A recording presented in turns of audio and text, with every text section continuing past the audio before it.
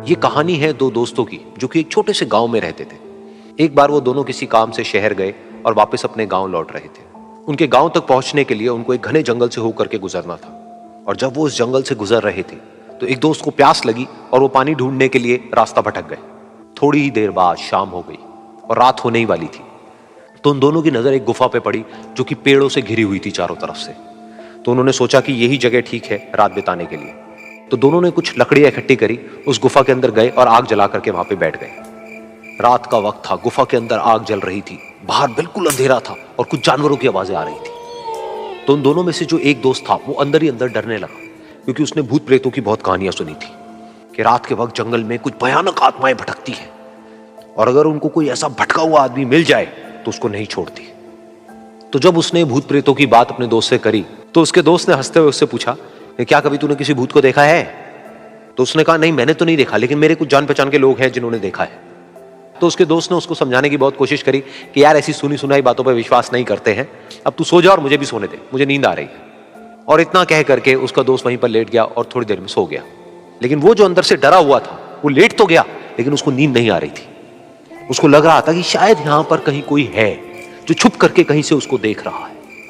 उस आग की वजह से कुछ परछाइयां बन रही थी वहां पर पत्थरों पर, तो उन परछाइयों को देख करके भी वो डर रहा था। फिर कुछ घंटे तक ऐसे ही चलता रहा। फिर उसके बाद में क्योंकि वो थका हुआ था तो उसको नींद आ गई। लेकिन नींद आने के कुछ देर बाद ही उसको एक सपना आया।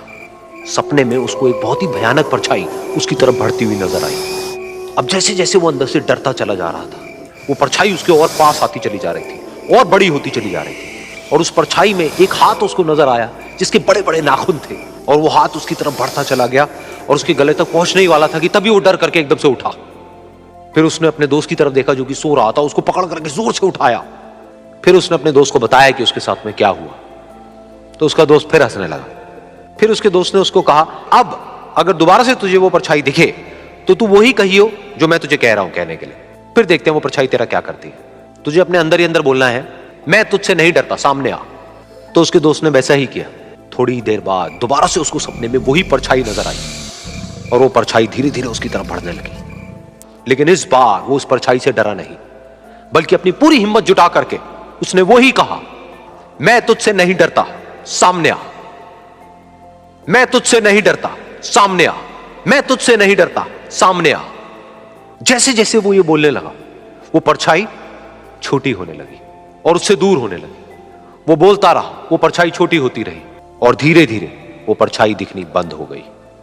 बिल्कुल ऐसा ही हमारी जिंदगी में भी होता है। हमारे अंदर जितने भी डर हैं, उससे हम जितना डरते हैं हम उतना ही छोटे होते चले जाते हैं और वो डर उतने ही बड़े होते चले जाते हैं। लेकिन अगर हम अपने अंदर के डरों से नहीं डरते हैं और उसका सामना करते हैं तो दुनिया का ऐसा कोई भी डर नहीं है जो कि हमें डरा पाए।